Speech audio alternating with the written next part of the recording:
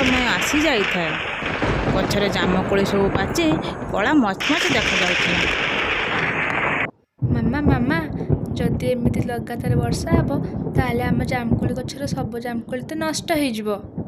ନା ଝିଅ, ତୁ ବ୍ୟସ୍ତ ହନା। ପାଚି ନଷ୍ଟ ହେବା ଆଗରୁ ମୁଁ ସେ ଫଳ ସବୁ ନେଇ ବଜାରରେ ବିକି ଦେଇ ଆସିବି। ତାପରେ ଚଢ଼େଇ ସବୁ ଗଛର ଫଳ ଛିଡ଼େଇ ନେଇ ବଜାରକୁ ନେଇ ବିକିବାକୁ ଚାଲିଗଲା। ମିଠା ଫଳ ନିଅ, ମିଠା ଫଳ ନିଅ, ବହୁତ ସ୍ୱାଦିଷ୍ଟ, ଖାଇଲେ ମନ ଛାଡ଼ିବନି। କେତେ ଗୁଡ଼ିଏ ଚଢ଼େଇ ଆସି ତା ପାଖରୁ ଫଳ ନେଇ କିଣି ଖାଇଲେ। ତାର ସେଦିନ ବହୁତ ଭଲ ବେପାର ହୋଇଗଲା। ପତିଦେବ, ଦେଖ ତ ଚଢ଼େଇ ଆସିକି ଜାମୁକୋଳି ବିକୁଛି। ମୋର ବି ଜାମୁକୋଳି ଖାଇବାକୁ ଭାରି ଇଚ୍ଛା ହେଉଛି। ମୋ ପାଖରେ ପଇସା କିଛି ନାହିଁ। ତୋର ଯଦି ଇଚ୍ଛା ହେଉଛି ରହିଯା, ମୁଁ କାଲି ଯାଇ ମାମୁଙ୍କ ବାଡ଼ିରୁ ତୋଳି ଆଣିବି, ତୁ ତାପରେ ଖାଇବୁ। ଯଦି ତମ ପାଖରେ ପଇସା ନାହିଁ ତାହେଲେ ଦେଖ, ମୁଁ ଚିଡ଼ିଆ ପାଖରୁ କେତେ ବାହାନା କରି ସବୁ ଜାମୁକୋଳି ଖାଇଦେଇ ଆସିବି। ତାପରେ କଳା କାଉର ସ୍ତ୍ରୀ ଚାଲିଗଲା ଚଢ଼େଇ ପାଖକୁ ଜାମୁକୋଳି ଖାଇବାକୁ। ଚଢ଼େଇ ଚଢ଼େଇ ମୋତେ ଲୁସି ପାରା କହିଲା, ମୋତେ କିଛି ଜାମୁକୋଳି ଦେ, ମୁଁ ତୋତେ କାଲି ପଇସା ଦେଇଦେବି। ହଉ କାଳି, ତୁ ନେଇଯା ଜାମୁକୋଳି, ମୁଁ ପାରା ପାଖରୁ କାଲି ପଇସା ନେଇ ଆସିବି। କାଳି କାଉ ଚଢ଼େଇ ପାଖରୁ ଜାମୁକୋଳି ନେଇ ଉଡ଼ି ଚାଲିଗଲା। ଯାଇ ଗୋଟିଏ ଗଛ ଡାଳରେ ବସି ମନ ଇଚ୍ଛାରେ ଜାମୁକୋଳି ସବୁ ଖାଇବାକୁ ଲାଗିଲା। ଚଢ଼େଇର ସେଦିନ ସବୁ ଜାମୁକୋଳି ବିକିଗଲା। ତାର ବହୁତ ମନ ଖୁସି। ସେ ମନ ଖୁସିରେ ଉଡ଼ି ଉଡ଼ି ଯାଉଥିବା ବେଳେ ଲୁସି ପାରା ସହିତ ଦେଖା ହେଲା। ଲୁସି, ତୁ ଯେଉଁ ମୋ ପାଖରୁ ଜାମୁକୋଳି ନେଇଥିଲୁ ସେଇଟା ମିଠା ଥିଲା ନା? ଜାମୁକୋଳି? କୋଉ ଜାମୁକୋଳି? ତୁ ଯେଉଁ ଆଜି କାଳିକାକୁ କହିଥିଲୁ ମୋ ପାଖରୁ ଆଣିବା ପାଇଁ, ସେଇ ଜାମୁକୋଳି। କାଳି କାଉ? କାଳି କାଉକୁ ତ ମୁଁ ଆଜି ଦିନସାରା ଦେଖି ନାହିଁ, କି ତା ସହିତ ମୋର ବି କଥାବାର୍ତ୍ତା ନାହିଁ। ତା ମାନେ କାଳିକାକୁ ମୋତେ ଠକେଇକି ସବୁ ଜାମୁକୋଳି ମୋ ପାଖକୁ ନେଇ ଆସିଲା। ସେ କାଳିକାକୁ ମୁଁ ଦିନେ ସବକ ଶିଖେଇବି। ସେ ସବୁବେଳେ ମୋତେ ଏମିତି ଠକେଇକି ବହୁତ ସାରା ଫଳ ଖାଇ ଦେଉଛି। ତାପରେ ଚଢ଼େଇ ସେଠାରୁ ଉଡ଼ି ତା ବସାକୁ ଚାଲିଗଲା। ମାମା ମାମା, ମୋତେ ଆଜି ନା ଡାଲି ଚାଉଳ ଖାଇବାକୁ ଭାରି ଇଚ୍ଛା ହେଉଛି। ହଉ ଠିକ୍ ଅଛି, ରହ, ଘରେ ଡାଲି ବି ଅଛି, ଚାଉଳ ବି ଅଛି। ମୁଁ ସାଙ୍ଗେ ସାଙ୍ଗେ ରୋଷେଇ କରି ତୋତେ ଦେଇ ଦେଉଛି।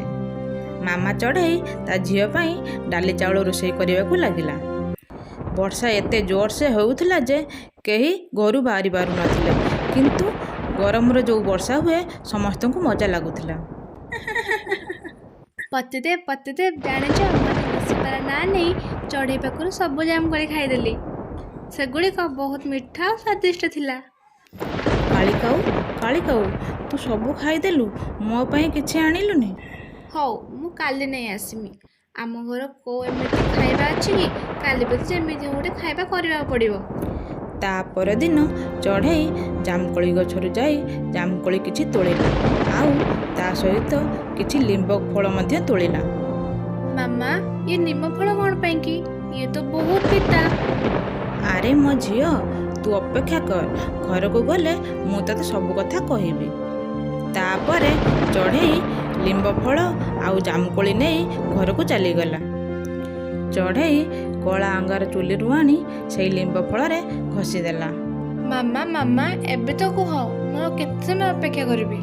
ମୋ ଗୁଡ଼ିଆ ରାଣୀ, ଆଜି ଚାଲ, ତୁ ମୋ ସହିତ ବଜାର ଯିବା। ତୁ ଗଲେ ଆଜି ଦେଖିବୁ କେତେ ମଜା ହେବ। ତାପରେ ମାମା ଚଢ଼େଇ ଆଉ ତା ଛୁଆ ଦୁଇ ଜଣ ଚାଲିଲେ ବଜାରକୁ କୋଳି ବିକିବାକୁ। କୋଳି ନିଅ, କୋଳି, ବହୁତ ସ୍ୱାଦିଷ୍ଟ ମିଠା ମିଠା କୋଳି, ଜଲ୍ଦି ଆସ ନହେଲେ ସରିଯିବ। ଚଢ଼େଇର ଡାକ କଳା କାଉ ଆଉ କାଳି କାଉକୁ ଶୁଭାଗଲା। ପତିଦେବ ପତିଦେବ, ଦେଖ ଚଢ଼େଇ ଆସିଗଲାଣି ଜାମୁକୋଳି ନେଇକି। ତମେ ଜାମୁକୋଳି ଖାଇବା ପାଇଁ ପ୍ରସ୍ତୁତ ହେଇଯାଅ। ମୁଁ ଯାଉଛି ତା ପାଖରୁ ଜାମୁକୋଳି ନେଇକି ଆସିବି। କାଳି କାଉ, ଆଜି ଆଉ ସେ ପାରା ଚଢ଼େଇର ନାଁ ଧରିବୁନି। ଆଜି ଶୁଆ ଚଢ଼େଇର ନାଁ ଧରି ଜାମୁକୋଳି ନେଇ ଆସିବୁ। କାଳି ଚଢ଼େଇ ଉଡ଼ି ଚାଲିଗଲା ଚଢ଼େଇ ପାଖକୁ ଜାମୁକୋଳି ଆଣିବା ପାଇଁ। ଚଢ଼େଇ ଚଢ଼େଇ, ଜାଣିଛୁ ମୁଁ ବାଟରେ ଆସିଲା ବେଳେ ଶୁଆ ତା ଘର ଆଗରେ ବସିଥିଲା। ହଁ, ଶୁଆ ନିଶ୍ଚିତ କହୁଥିବ ଜାମୁକୋଳି ନେବା ପାଇଁ। ହଁ, ଆଉ ନୁହେଁ ତ କ'ଣ? ସେ କହୁଥିଲା ମୋତେ ଏବେ ଜାମୁକୋଳି ଦେଇଦେ, ସେ କାଲି ତୋତେ ପଇସା ଦେଇଦେବ।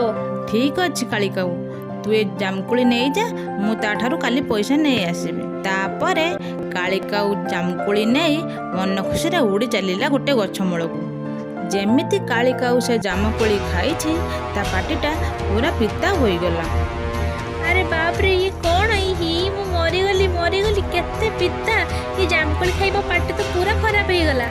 କାଳି କାଉ ଯେମିତି ସେ ପିତା ଫଳ ଖାଇଛି ଏପଟ ସେପଟ ହେଉଥାଏ। ଲିମ୍ବ ଫଳ ତ ଯାହା ହେଲେ ପିତା ନା। କାଳି କାଉର ଏମିତି ଦଶା ଦେଖି ମାମା ଚଢ଼େଇ ଆଉ ତାର ଝିଅ ବହୁତ ମଜା କଲେ ଆଉ ହସିବାକୁ ଲାଗିଲେ।